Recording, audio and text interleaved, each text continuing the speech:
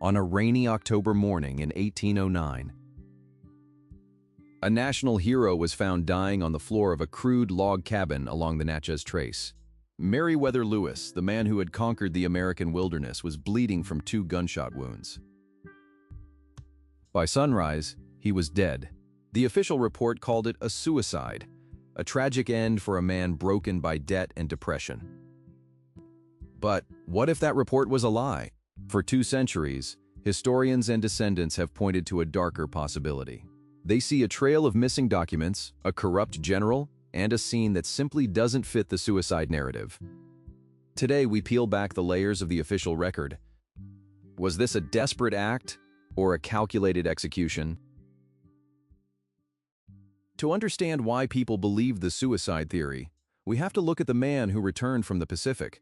Meriwether Lewis was no longer the confident explorer of 1804. As governor of the Upper Louisiana Territory, he was drowning in administrative chaos and personal debt. The government in Washington was refusing to honor his vouchers, leaving him personally responsible for thousands of dollars.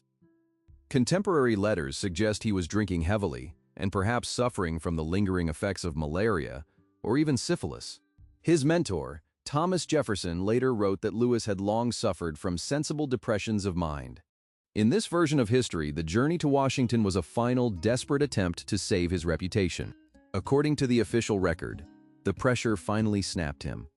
It's a compelling portrait of a fallen hero. However, what's usually overlooked here is that Lewis was also carrying sensitive journals and maps that could make or break political careers. Let's stay with what's certain. The man was under pressure. But did that pressure lead him to take his own life? Or did it make him a target? The only account of that night comes from Priscilla Grinder, the wife of the innkeeper at Grinder's stand. Her story changed multiple times over the years, which is our first red flag. She claimed Lewis arrived alone, acting erratically and talking to himself. She says she heard a gunshot in the middle of the night, and then another. According to her, she saw Lewis through the cracks in the walls, crawling and begging for water. And this is where it gets interesting. Mrs. Grinder claimed she was too terrified to help him. She stayed in her room for hours while a national hero bled to death just a few yards away. When help finally arrived, Lewis was dead. But why would a woman accustomed to the rough life of the frontier be so paralyzed by fear? Some historians suggest she wasn't hiding from a suicidal man, but from a group of killers. There are even rumors that her husband, Robert Grinder, had a criminal past and may have been involved in a robbery gone wrong. If we trust her words, it's a suicide. If we doubt them, the entire foundation of the official story begins to crumble. But then, we have to ask, what does the physical evidence say? Let's look at the wounds. Lewis didn't die from a single decisive shot. He had 2. One bullet had grazed the top of his head, taking off a piece of his skull. The second bullet was in his chest, or, according to some accounts, his abdomen. Here is the problem for the suicide theory. It is incredibly difficult to shoot yourself in the head with a heavy .69 caliber flintlock pistol, miss the brain, and then have the presence of mind and physical strength to reload that same clumsy weapon and shoot yourself again in the torso. Flintlock pistols of that era were notoriously slow to reload.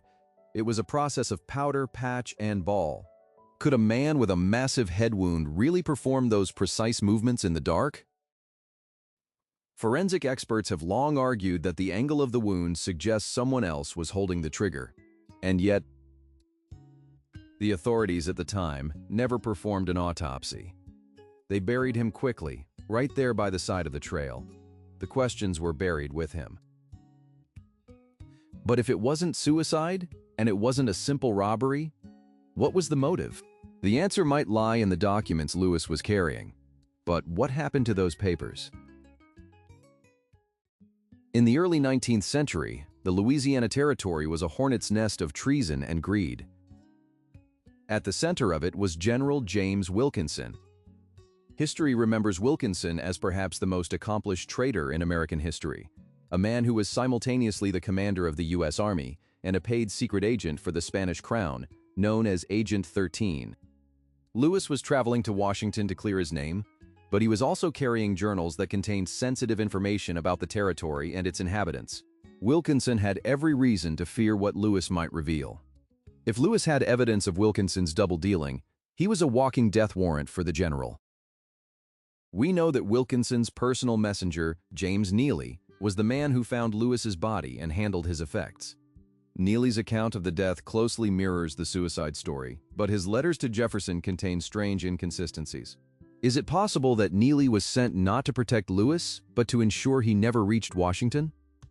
It's a theory that transforms a personal tragedy into a state-sponsored assassination. But without the documents Lewis was carrying, we are left only with speculation. Because when the trunks were opened, the most important journals were missing. What's usually overlooked here is the state of Lewis's luggage. When his belongings were eventually delivered to Thomas Jefferson, several volumes of his expedition journals were missing. These weren't just personal diaries, they were national treasures. If Lewis had killed himself, why would his journals vanish? This mystery has haunted the Lewis family for generations. In the 1990s, more than 160 of his descendants signed a petition to have his body exhumed from its lonely grave on the Natchez Trace. They wanted a modern forensic team to examine the remains for exit wounds, bullet fragments, and lead residue. They believed that modern science could finally prove he was murdered. However, the National Park Service refused the request. They argued that exhumation would be a desecration of a national monument, and that there wasn't enough evidence to justify disturbing the site. The legal battle lasted for years, but the earth remained closed.